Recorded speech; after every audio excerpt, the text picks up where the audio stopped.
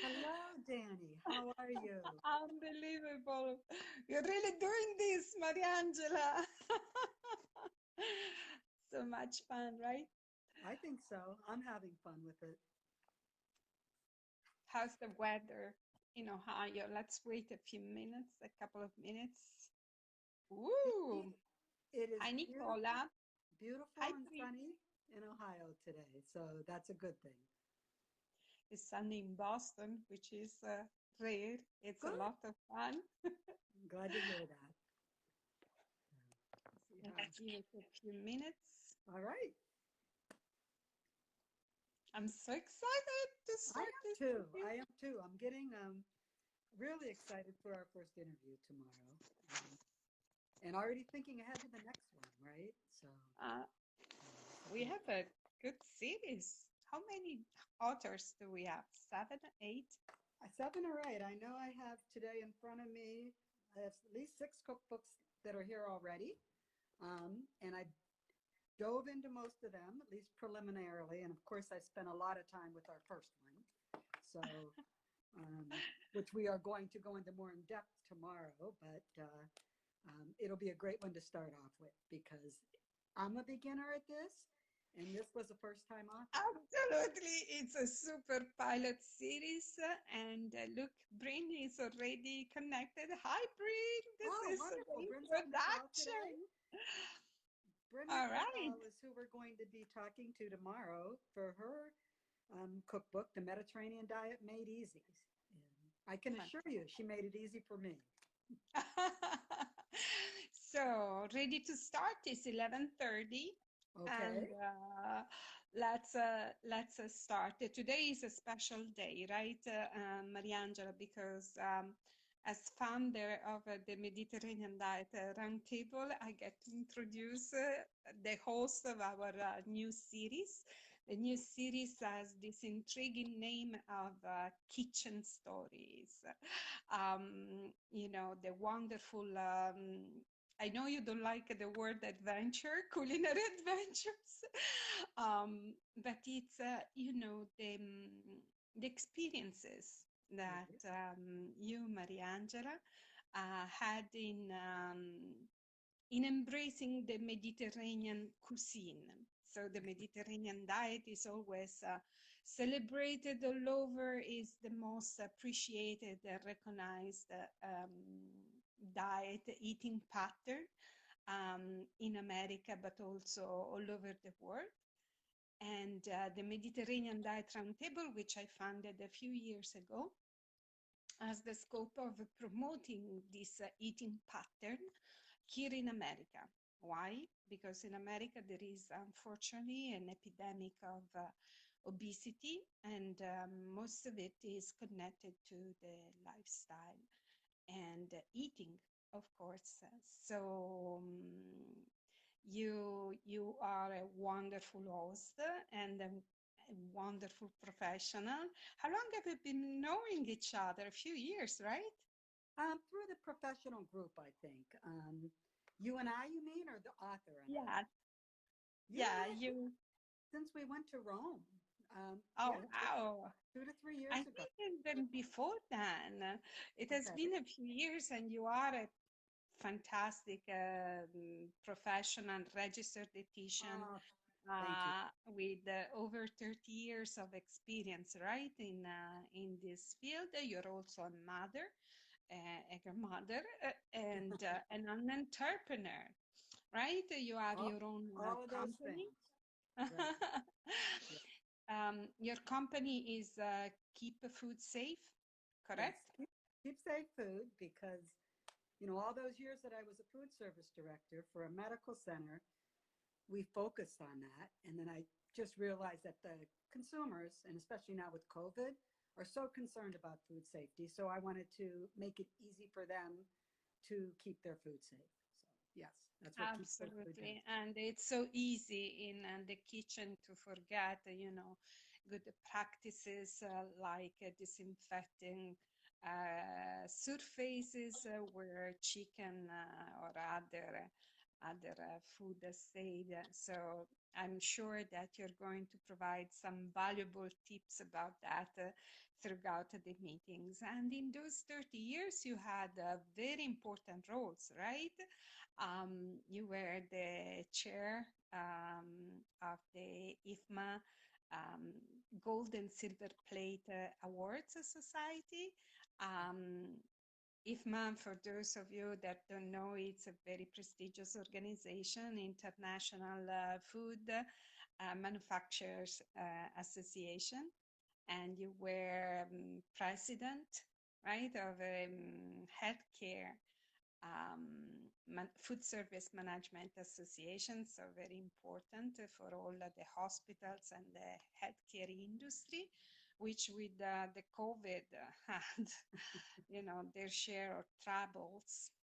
And you were, what else? You are with the National Academy of Nutrition and Dietetics, so very heavily involved. And what are you going to do? What are you going to present in the next episodes? Danny, you've talked about all of those formal things, but this is going to be a fun thing, right? Because I always say I love good food, but I'm going to be truthful. I am not a very good cook. So I think part of the reason I went into this field was so that I could hang around with all these great chefs and try their Excellent. food, right?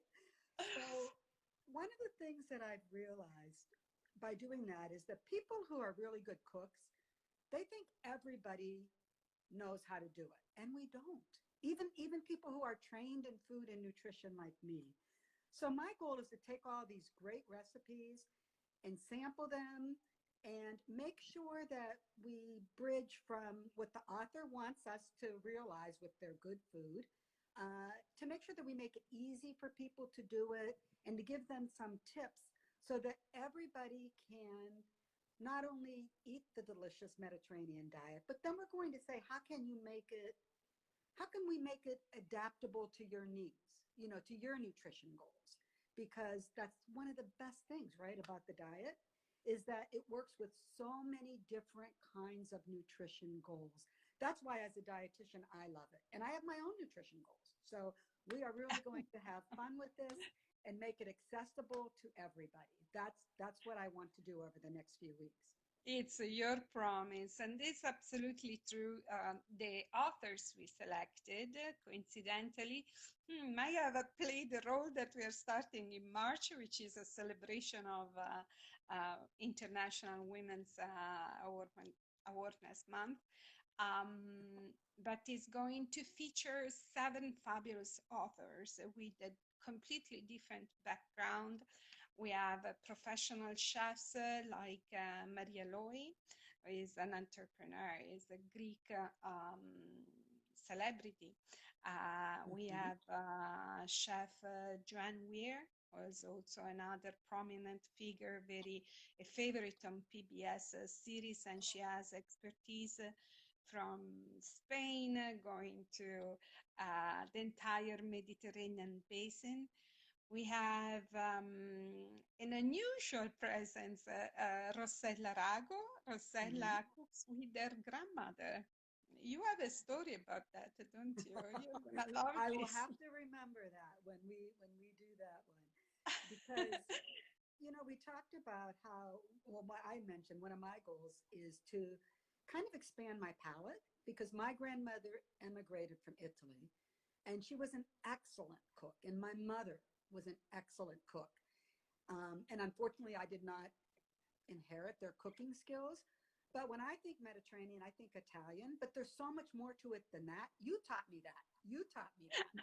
So I'm looking forward to these recipes that we are trying from other cultures in addition to the Italian Mediterranean culture, because there's so much more to it than it's a kaleidoscope of flavor profiles. And to tell you the truth, Mariangela, the word roundtable in our organization alludes to the importance to discover like it in random nights, right? It's you Mhm. know, an equivalent. There are Middle Eastern cuisines is so interesting, and if you consider that the first um, paradigm, the first listing of the Mediterranean diet is in the Bible.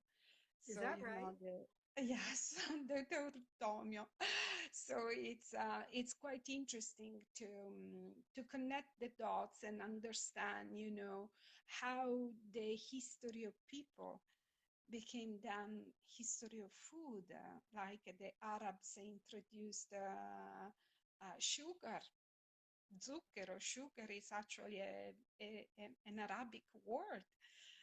So it was through the influence of the different cultures that we know the cuisine we have today.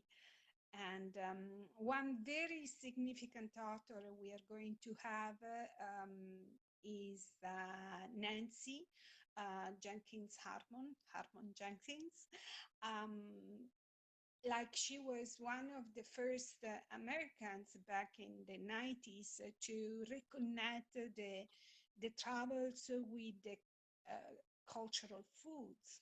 Uh-huh. And she was among the first people to create what then became the, the pyramid, the organization that created that visualization of the proportion. What is your personal favorite, Angela? What is um, your favorite food? Oh, my favorite food in the world? Hmm. I would have two. And the one, believe it or not, is a tomato because you can do so much with it. And I also love tomatoes because I I used to grow them. Well, I still grow them in pots. So you can have it fresh and you can have it 10 different ways. And it's interesting because it's not only, of course, a staple of my heritage, right? The Italian heritage. In one of the recipes I chose that we're going to talk about tomorrow, shakashuka, which I think is fun. Shakashuka. It's actually, I looked up the history and it's an Ottoman recipe, but it uses tomatoes. So one of my favorite foods is tomatoes because you can eat them fresh and make them a different way. And then I love pears. I love pears. So I don't know why. I just love pears. Well, interestingly enough, you said tomato associating with Italian and then with Turkish or Mediterranean cuisine, and it's true. But we never considered that it was actually a new world food. Tomato Really? was actually imported after the discovery of America by the conquistadores.